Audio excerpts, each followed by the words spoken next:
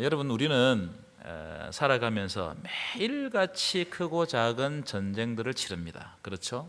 이를테면 아침에 아이들 깨워가지고 학교 보내는 문제, 아이들은 아침에 일어나기 참 힘듭니다. 그때부터 전쟁이 시작되는 거예요.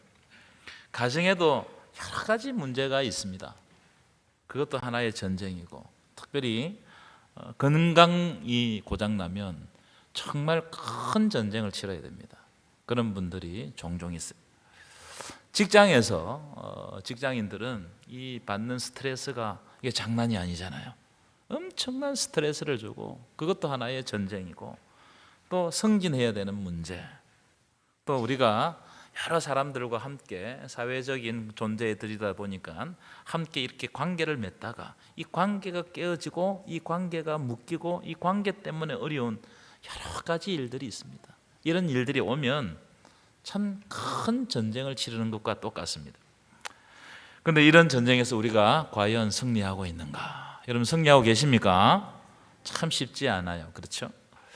특별히 제가 여러분들에게 질문해 보고 싶은 것은, 영적인 전쟁에서 여러분들은 승리하고 있냐? 이 말씀을 한번 여쭤보고 싶습니다. 나는 과연 하나님의 자녀답게 지금 살아가고 있는가?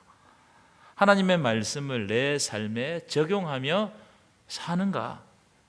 거룩한 백성으로서의 빛과 소금의 역할을 잘 감당하고 있는가? 그냥 무늬만 그리스도인인가? 아니면 참으로 거룩한 백성으로 사는가? 복음의 능력이 나를 통해서 진정으로 드러나고 있는가? 그럼 복음의 능력이 드러나면 그의 삶은 말로 알 수 없을 만큼 능력이 클 겁니다. 그런데 그런 복음의 능력이 실제로 내 삶 가운데서 드러나는가? 여러분, 이런 영적 전쟁에서 여러분들은 승리하고 계신가요? 여러분, 사사기는 영적 전쟁을 보여주는 성경이에요. 특별히 왜 영적인 전쟁에서 실패하는가를 보여주는 성경이기도 합니다. 이 사사기는 가만히 읽어보면 영적 전쟁에서 성공하는 경우보다 실패하는 경우를 더 비중 있게 다루고 있어요. 삼손도 결론적으로 보면 실패했어요. 기도원도 보면 마지막에 이 기도원이 욕심 때문에, 탐욕 때문에 실패한다고요.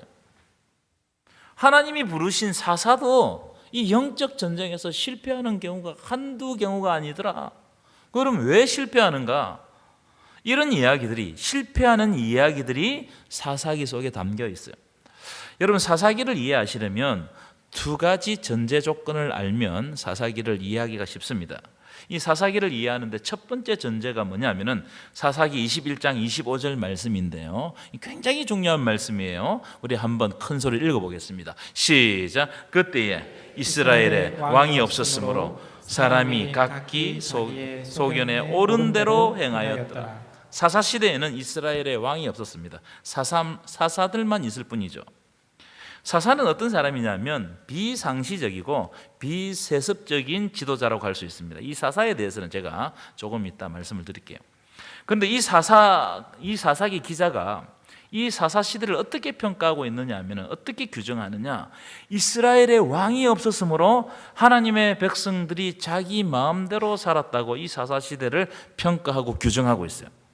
여러분, 이 말씀은 엄청난 영적인 의미를 담고 있는 말씀이라고 생각해요. 어떤 말씀이냐면, 하나님이 이스라엘 백성들을 다스리는 왕이신데 하나님의 백성들이 하나님을 자신의 왕으로 삼지 않고 하나님께 통치받는 것을 거부해버리는 겁니다.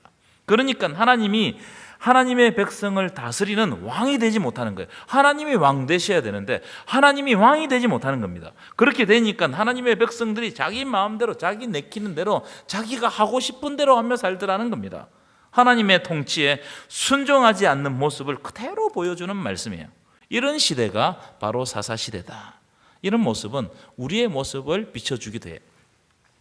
두 번째, 하나님의 백성들이 하나님께 통치받지 않음으로 말미암아 사사시대에는 어떤 아주 특별한 이 사이클이, 이 주기가 형성돼요.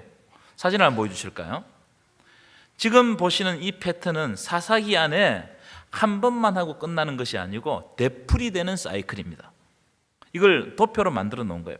제가 이 도표를 잠시 설명을 드리면, 제가 그림을 내리라고 할 때까지 내리지 말고 계속 띄워주시면 좋겠어요. 이스라엘 백성들이 하나님을 떠나 이방신을 섬기고 범죄해요. 이스라엘 백성도 항상 하나님을 떠나려고 합니다. 그러면 하나님은 어떻게 하느냐? 다른 이방 족속을 보내가지고 고통스러운 통치를 받게 합니다. 오늘 본문에도 보면 가나안 왕 야빈의 통치를 20년 동안 받게 하셨어요. 자, 그러면 이스라엘 백성들이 고통스럽잖아요. 그럼 그 고통으로 말미암아 하나님께 회개하고 부르짖습니다. 그러면 하나님은 한 구원자, 즉 사사를 보내가지고 이스라엘 백성들을 구원해 주신다는 거예요. 그런데요, 이게 얼마 안 가요. 하나님이 구원해 주신 이 은혜를 잊어버립니다. 망각한단 말이에요. 하나님의 백성들이 자신을 구원해 주신 하나님의 은혜를 잊어버리고 다시 범죄하는 거예요. 다시 우상에게로 돌아가 버리는 거예요. 이 패턴이 사사기 속에 계속 되풀이 됩니다. 되풀이 되는 거예요. 여러분, 방금 보신 이 사이클은 비단 사사기에만 국한되는 것이 아니라고 생각해요. 이 사이클은 우리의 영적인 상태를 보여주는 단면이기도 합니다. 우리의 모습, 우리의 영적인 모습을 적나라하게 보여준단 말이에요. 여러분, 하나님은 하나님의 백성들이 하나님께 온전히 통치받기를 원하십니다. 아멘이십니까? 그러나 이 하나님의 백성들이 이 세상에 살다 보니까 세상 것들하고 너무 친해지는 겁니다. 그래서 세상으로부터 여러 가지 영향을, 악영향을 받는단 말이에요. 그러니까 하나님의 백성들이 하나님을 잊어버리고 오히려 세상을 섬기며 살아갈 때가 많더라. 여러분, 언제까지 세상을 섬기는 줄 아십니까? 내 삶에 엄청난 고통이 닥칠 때까지 세상을 섬기며 살더라는 거예요. 그러다가 내가 감당할 수 없는 큰 환난, 큰 고통을 당하면 그때 비로소 두 손 들고 하나님께 항복하고 나오는 거예요. 회개하고 눈물을 흘리고 하나님 앞에 결단하더라는 거예요. 그러면 좋으신 하나님께서 우리를 긍휼히 여기시고 우리를 구원해 주십니다. 그런데 희한한 게 뭐냐면 우리를 구원해 주신 그 은혜를 어떻게 하냐? 금방 잊어버려요. 다시 세상으로 돌아가려고 하는 관성이 우리의 삶에, 영적인 삶에 있다는 거예요. 그러니까 재범죄가 일어나는 겁니다. 여러분, 이 사이클은 우리의 영적인 삶에도 그대로 적용되는 거예요. 이 이야기를 하고 있는 것이 바로 사사기라는 거예요. 그래서 여러분 이제 내려주셔야 됩니다. 사사기는 이 사사기를 읽는 독자들에게 사사기처럼 이 반복되는 이 무기력한 영적 사이클을 끊어내라. 그렇게 우리들에게 말씀을 하고 계시는 거예요. 그리고 결단이 필요하다. 지금 이 시간에 결단하라는 겁니다. 여러분, 하나님을 여러분의 왕으로 삼으시기를 축원합니다. 이 시간에 그런 결단이 있기를 축원합니다. 여러분 삶 가운데 하나님을 떠나 세상을 섬기려고 하는 사이클을 과감하게 끊어내시는 저와 여러분 되시기를 간절히 축원합니다. 자, 오늘 말씀은 드보라 사사 이야기예요. 오늘 말씀은 어마어마한 위기 시대에 하나님이 어떻게 드보라를 통해서 이스라엘 백성들을 구원하시고 승리를 주시는가, 이걸 딱 보여주는 이야기예요. 여러분, 앞에서 잠시 언급했지만 이 사사에 대해서 알 필요가 있어요. 이 사사가 무슨 뜻일까? 이것부터 한번 살펴보면 이 사사는 히브리어로 쇼페팀이라고 합니다. 쇼페팀, 한번 따라합시다. 쇼페팀. 이럴 때 히브리어를 한번 읽어보는 거예요. 쇼페팀. 이 쇼페팀이라는 단어를 원어 그대로 해석하면 재판관입니다. 판관. 그리고 공동 번역에서는 사사기를 판관기라고 번역했어요. 재판이라는 말이에요. 그런데 이 쇼페팀이라는 단어에는 속뜻이 있는데 그게 뭐냐면 재판하다 이런 뜻도 있지만 다스리다, 구원하다 이런 뜻도 있는 단어가 바로 쇼페팀입니다. 여러분, 고대 사람들은 이 재판하는 행위 자체를 통치 행위로 봤어요. 그렇죠? 그러니까 솔로몬도 아주 지혜로운 재판을 하잖아요. 그러니까 왕이 되어서 재판하는 그 행위가 바로 통치 행위였어요. 오늘 사사기 4장 5절 띄워보실까요? 4장 5절에도 보면 드보라가 종려나무 아래서 재판을 했다고 기록하고 있습니다. 이 재판을 통해서 백성을 통치했다 이런 뜻이죠. 사사기에 나오는 사사는 아까도 말씀드렸지만 비세습적입니다. 세습할 수가 없어요. 그 다음에 비상시적입니다. 비상시적이라는 말은 무슨 말이냐면 재판이 있으면 나와서 재판을 하는 거예요. 재판이 없으면 집으로 돌아가는 겁니다. 전쟁이 있으면 어떻게 하는 거예요? 군사들을 모아가지고 전쟁을 하는 겁니다. 평안할 때는 그냥 지휘관이 안 돼요. 전쟁이 있을 때만 지휘관이 되는 겁니다. 또 하나님의 말씀이 임할 때는 그 말씀을 전달하는 예언자 기능도 했어요. 그때마다 하나님이 필요에 따라 쓰는 사람이 사사기입니다. 비상시적이에요. 근데 여러분, 이 사사기를 읽어보면 사사는 모두 남자였습니다. 남자. 사사기에 나오는 유일한 여성 사사가 바로 드보라입니다. 이 드보라는 여자였어요. 여러분, 고대 근동에서 여성의 지위라는 것은 그야말로 도구에 지나지 않았습니다. 인간 취급을 받지 못했어요. 그래서 이 고대 사람들은 이 여성들을 미안하지만 애 낳는 도구 정도로 생각했어요. 그렇게 생각했단 말이에요. 그래서 이스라엘 백성들이 백성의 수를 셀 때도 여성의 수는 세지 않았습니다. 그 당시 수를 셀 때, 사람의 수를 셀 때는 어떤 수만 셌느냐 하면 전쟁에 나갈 만한 사람들만 수를 셌어요. 그래서 20세부터 50세까지 남자, 건강한 남자만 수를 세었어요. 그런 이유로 이 당시 사람들은 여성을 아주 우습게 여겼습니다. 아주 하찮게 여겼어요. 아주 연약하게 여겼습니다. 여성이 뭘 한다고 하면 믿지 않았습니다.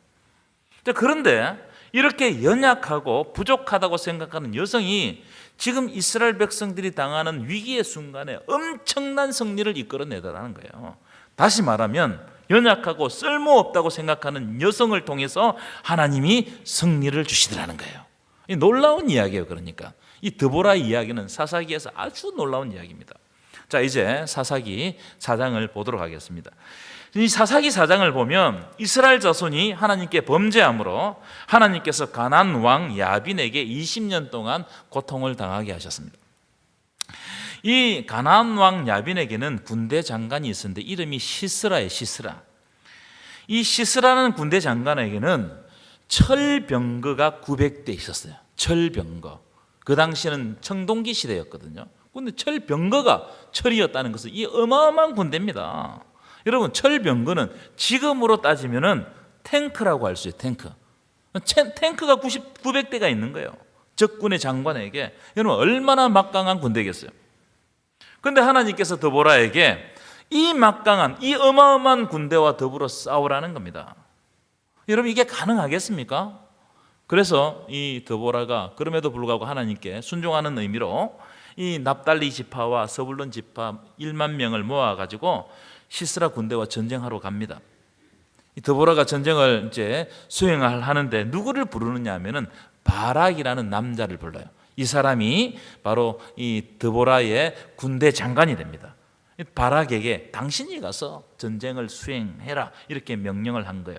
이때 바락이 드보라에게 뭐라고 이야기하느냐 하면 사사기 4장 8절이에요. 4장 8절 우리 한 목소리를 읽겠습니다. 시작. 바락이 그에게 이르되 만일 당신이 나와 함께 가면 내가 가려니와 만일 당신이 나와 함께 가지 아니하면 나도 가지 아니하겠노라.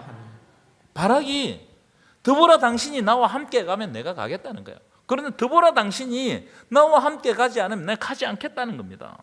여러분, 이 드보라는 연약한 여자였어요. 그런데 이 군대 장관 바락이 이 드보라와 함께 가겠다는 겁니다. 왜 이런 이야기를 했을까요? 그것은 하나님이 드보라와 함께 하신다는 것을 바락이 알았기 때문입니다. 그래서 바락은 하나님이 함께 하시는 드보라가 자기와 함께 하기를 원했던 거예요.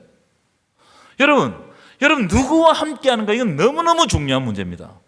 하나님이 함께 하시는 사람과 함께 하시기를 축원합니다. 이게 정말 중요해요. 여러분, 아무리 연약한 여성이라고 할지라도 하나님이 그 여성과 함께 하시면 그 사람은 연약하지 않습니다. 그 사람 자체가 강하다는 말이 아니고 하나님이 그 사람과 함께 하기 때문에 그 사람이 강한 겁니다. 믿으십니까? A.W. 토저 목사님은 이런 말씀을 하셨어요. 제가 읽어드리겠습니다. 하나님이 함께 하신다면 아무것도 두려워할 필요가 없다. 그렇죠, 여러분? 그러나 하나님이 함께 하지 않는다면 아무리 많은 것을 가져도 아무 소용이 없다. 저는 이 말에 전적으로 공감해요. 전적으로. 여러분, 하나님이 함께 하시면 두려워할 필요가 없는 줄 믿습니다. 여러분, 하나님은 전능하심을 믿으십니까? 그 전능하신 하나님이 여러분들과 함께 하시면 두려워할 필요가 없는 거예요. 왜냐하면 우리가 두려움에 잠길 때 하나님께 아뢰면 하나님께서 우리의 두려움에서 건져주실 줄 믿습니다. 그러나 반대로 아무리 내가 많은 것을 가지고 있고 또 나에게 큰 힘이 있고 능력이 많고 사람들에게 인정을 받아도 하나님이 함께하지 않는다면 그것도 아무것도 아니에요. 허상입니다. 허수아비예요. 곧 무너질 모래성과 똑같은 겁니다. 아무것도 아닙니다. 그래서 여러분, 우리가 이 세상 살아가면서 멈추지 말고 계속해서 기도해야 될 제목이 뭐냐면 하나님이 언제나 나와 함께 해달라고 기도해야 될 줄 믿습니다. 이 기도가 여러분들의 가장 중요한 기도가 돼야 돼요. 여러분, 많이 가지면 뭐합니까? 하나님이 없으면 그 아무것도 아니단 말이에요. 그래서 하나님이 함께 해달라고 여러분 간절히 기도해야 돼요. 제가 요셉의 이야기를 설교에서 많이 인용하잖아요. 왜냐하면 저는 요셉의 이야기를 너무너무 좋아합니다. 요셉의 이야기를 들으면 힘이 나요. 힘이. 영적인 힘이 막 올라옵니다. 여러분, 요셉의 이야기를 가만히 분석해 보면 이 요셉이라는 사람이 우리가 착각하는 경우에는 요셉이 아주 뛰어난 사람이라고 생각하는데 그렇지 않아요. 요셉은 그저 하나님의 말씀대로만 했던 사람입니다. 오히려 창세기 37장에 보시면 요셉은 아주 못된 습성을 가지고 있었던 사람이에요.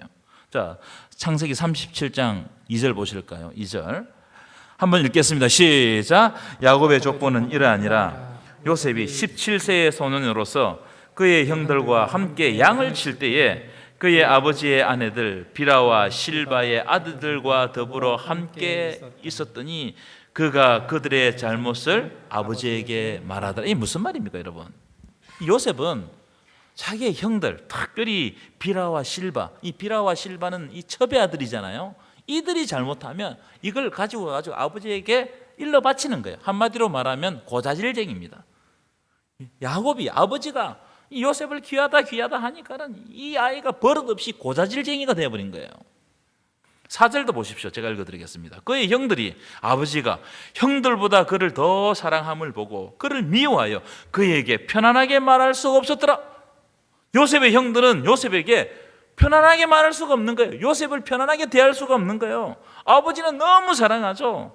요셉도 형들이 조금만 잘못해도 아버지에게 일러 바치니까 요셉이 너무너무 부담스러운 존재가 된 겁니다. 자, 그런 이유 때문에 요셉이 형들에게 미움을 받는다고요. 여러분, 이 미움이 쌓이면 정오가 됩니다. 그렇죠? 그래서 이 정오가 막 쌓이니까 요셉을 노예로 팔아버린 겁니다. 자, 그런데요, 이 철없는 요셉이 형들의 미움을 받아 애굽에 팔려갔습니다. 이 얼마나 처량한 신세입니까? 아버지 야곱의 손을 벗어났다는 것은 요셉에겐 죽음과 같은 일입니다. 이 애굽으로 팔려갔어요. 고통스러운 삶을 삽니다. 여러분, 노예로 팔려갔다는 것은 그 사람의 삶이 어떠했는지를 우리가 짐작할 수 있잖아요. 여러분, 고대의 노예는요, 사람 취급받지 못했습니다. 짐승보다 더 못하게 취급받았단 말이에요. 말할 수 없는 고통을 당했단 말이에요. 그런데 여러분, 요셉이 그 엄청난 고통과 모진 세월을 견디면서도 한 가지 놓지 않는 게 있었어요. 이게 요셉의 위대함이에요. 그게 뭐냐면 하나님과 동행하는 것이었습니다. 하나님과 동행하는 것. 그 고통의 세월 가운데서도 하나님과 동행하는 것을 이 요셉이 절대로 안 놓는 거예요. 여러분, 하나님이 함께 하시면 그 환경이 어려운 환경일지라도, 포기할 수밖에 없는 환경일지라도 하나님이 반드시 승리하게 하실 줄 믿습니다. 그래서 요셉이요, 하나님이 함께 하시니까 노예 생활을 해도 감옥에 갇혀 있어도 승리하는 거예요. 그가 노예 생활을 해도 승리한다고 말하고 있어요. 갇혀 있어도 형통했다고 말하고 있어요. 창세기 49장 23절에 보면 이는 여호와께서 요셉과 함께 하심이라 여호와께서 그를 범사에 형통하게 하셨더라.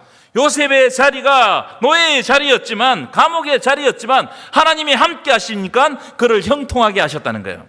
오늘 제목하고 연관시키면 요셉이 어려운 순간에 직면할지라도 하나님은 그에게 승리를 주셨다 이 말이에요.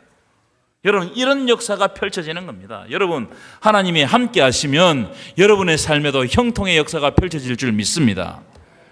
여러분, 우리에게 속한 모든 전쟁은 하나님이 우리와 함께 하시느냐 그렇지 않느냐가 전쟁의 승패를 좌우하는 거예요. 하나님이 함께 하시면 질 수밖에 없는 전쟁도 이기게 되는 것이고, 하나님이 함께 하지 않으면 이길 전쟁도 지는 겁니다. 왜냐하면 전쟁은 하나님께 속해 있기 때문입니다. 믿으십니까? 여러분, 여호수아가 난공불락의 성 아니겠습니까? 여리고성. 이 여리고성을 무너뜨릴 때 이 여호수아와 이스라엘 백성들이 한 일이 전혀 없습니다. 참 웃긴 일을 해요. 하나님이 뭘 명령하셨냐면은 6일 동안 아무 말도 하지 말고 하루에 한 바퀴씩 돌아가는 거예요. 말하지 말고. 그리고 마지막 7일째 어떻게 하라고요? 7바퀴 돌아가는 거예요. 그리고 제사장이 양각 나팔을 붕 불면은 큰 소리로 그 나팔에 맞춰가지고 외치라는 거야. 큰 소리로 와 외치라는 겁니다. 여러분, 그렇게 한다고 성이 무너지면 그건 성이 아닙니다. 그렇잖아요? 그렇게 무너질 것 같았으면 벌써 무너졌어요. 어떻게 여러분 소리 지르고 뺑글뺑글 돈다고 성이 무너지겠습니까? 하나님이 이상한 것을 명령하신 거예요. 그런데 여호수아와 이스라엘 백성들이 순수하게 그 말씀에 순종한단 말이에요. 참 이 장면은 여러분 보기 드문 장면이에요. 여러분 전쟁이 장난이 아니지 않습니까? 어떻게 지금 여리고성을 무너뜨리려면은 여리고성을 점령할 방법을 고안해내야 됩니다. 그런데 하나님의 말씀대로 뺑글뺑글 도는 거예요. 그 말씀에 순종했단 말이에요. 그런데 이상하게 성경은 그때 여리고성이 무너졌다고 말하고 있어요. 여러분, 이게 무슨 의미입니까? 하나님이 함께 하시면 질 전쟁도 이기게 하신다는 거예요. 아멘이십니까? 그러나 그 다음 전투가 뭐냐면 아이성 전투입니다. 이 아이성은 그야말로 조그만 성, 아이성이었어요. 작은 성이었습니다. 그 전투에서는 대패예요, 대패. 무슨 뜻입니까? 하나님이 함께하지 않으면 이길 전쟁도 지는 거예요. 여러분, 우리에게 속한 모든 전쟁은 하나님의 전쟁인 줄 믿습니다. 하나님이 함께하시면 이기게 되는 것이고 하나님이 함께하지 않으면 아무리 노력해도 질 수밖에 없어요.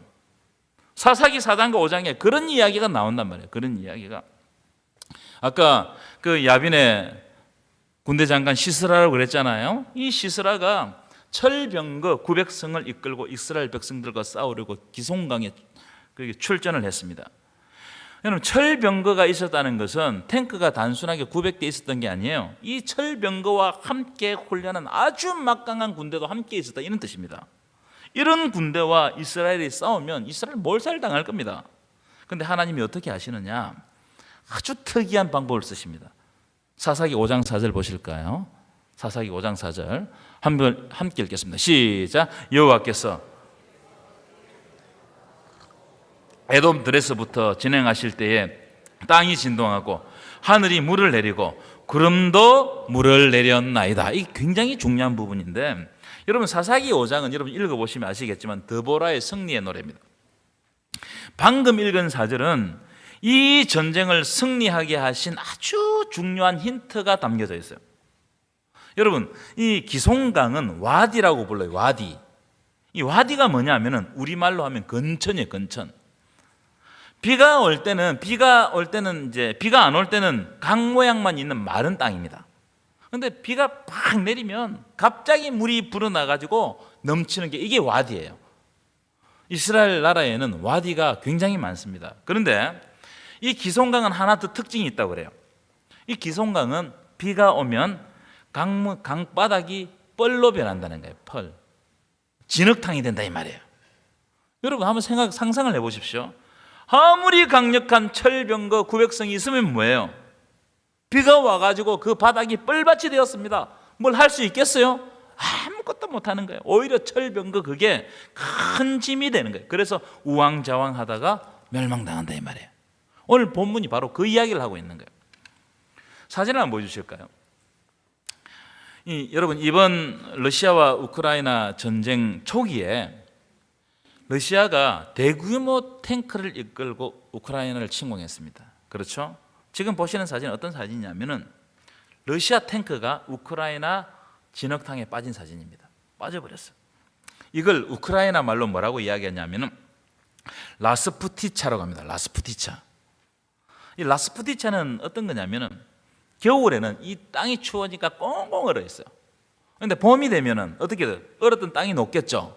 얼었던 땅이 녹으면서 이 땅이 뻘로 변하는 거예요. 진흙탕이 된단 말이에요. 그러니까 탱크를 몰고 오니까 여기에 빠져버렸습니다. 여러분 강력한 탱크가 아무 무용지물이 된 거예요. 고철덩어리가 된 거예요. 그러니까 러시아 군대가 탱크를 버리고 도망한 거예요. 오늘 본문하고 똑같은 장면을 생각합니다. 제가 설교를 준비하면서 이 생각이 딱 났어요. 여러분 하나님의 전쟁은 하나님의 방법으로 하십니다. 믿으십니까?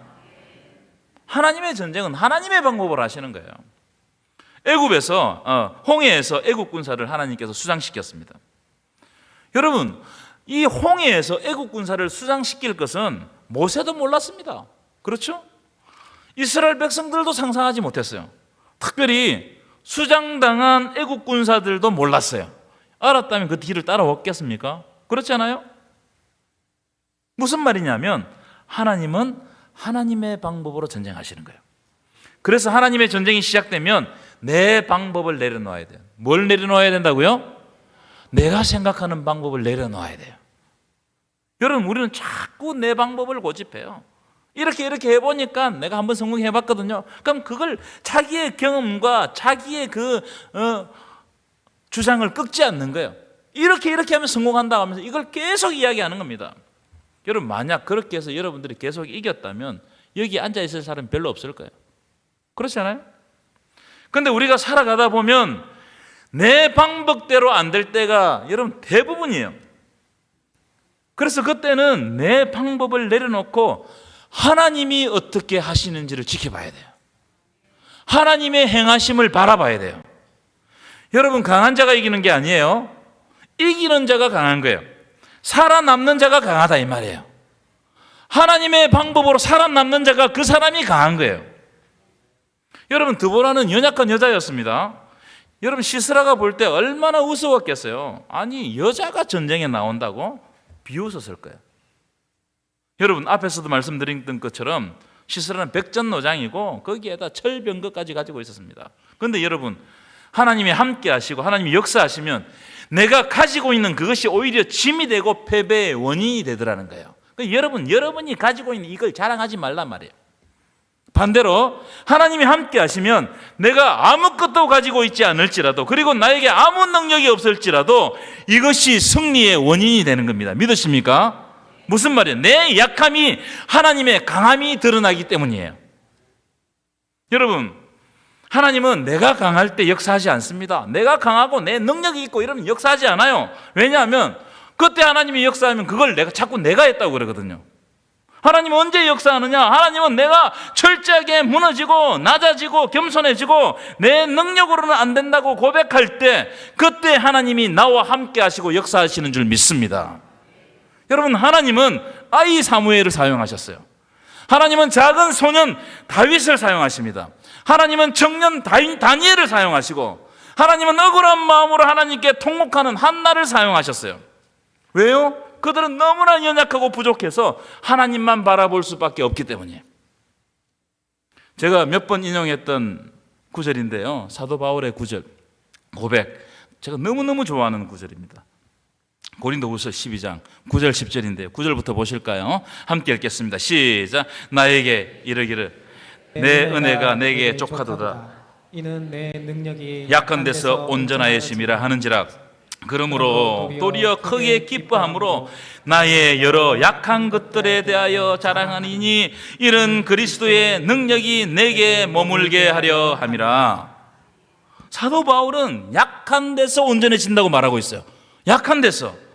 그래서 나는 나의 약한 것을 자랑한다. 왜냐하면 그리스도의 능력이 내가 약할 때 내게 머물러 있기 때문이라는 거예요. 10절 보십시오. 그러므로 내가 그리스도를 위하여 약한 것들과 능력과 궁핍과 공고와 박해를 기뻐하노니 이는 내가 약한 그때 강함이라. 여러분, 내가 약할 때, 내가 공고할 때, 내 삶이 무너져서 고통스러울 때, 내 힘으로 도저히 이길 수 없을 때, 내 능력을 벗어나는 문제가 나를 짓누를 때, 그때 하나님이 나를 강하게 하실 줄 믿습니다. 내가 강한 것이 아니고 강하신 하나님이 나와 함께 하신다는 거예요. 그래서 우리의 승리는 내가 잘해서 승리하는 것이 아니고 하나님이 나와 함께 하심으로 승리하는 것임을 믿으시기를 축원합니다. 결론입니다. 강한 군대, 너무너무 강한 군대 장관 시스라의 마지막이 어떻게 된 줄 아세요? 시스라가 철병거 900대를 버리고 혼자서 도망합니다. 다른 사람 다 죽었어요. 혼자서 도망해서 자기와 우호관계를 맺고 있는 헤벨이라는 사람의 장막에 가서 숨습니다. 그리고 얼마나 피곤했겠습니까? 깊은 잠에 빠져들었어요. 이때 헤벨의 아내, 연약한 아내죠, 이 야엘이 장막을 박는 말뚝과 방망이를 들고 와가지고 자고 있는 시스라의 관자놀이에 그것을 박아 넣었어요. 무슨 말이냐? 자기의 강함을 자랑하는 시스라가 하찮은 여자의 손에 죽었다 이 말이에요. 하찮은 여자의 손에 죽었다. 이걸 노래한 것이 사사기 5장 내용입니다. 여러분, 하나님이 함께 하시면 연약한 나를 통해서 승리하게 하실 줄 믿습니다. 그래서 연약하다고 괴로워할 필요 없어요. 나에게 환난이 있다고 괴로워할 필요 없어요. 하나님이 드러나는, 하나님이 역사하는 통로입니다. 잠언 16장 18절 한번 큰 소리로 읽고 마치도록 하겠습니다. 시작. 교만은 패망의 선봉이요 거만한 마음은 넘어짐의 앞잡이니라. 아멘이십니까? 여러분, 하나님의 능력을 의지하는 그런 겸손한 마음을 가지십시오. 교만한 마음을 버리시고 겸손하게 하나님과 동행하시기를 축원합니다. 그렇게 하면 하나님께서 여러분과 함께 하셔서 이번 한 주간도 모든 영적 전쟁에서 승리하게 하실 줄 믿습니다.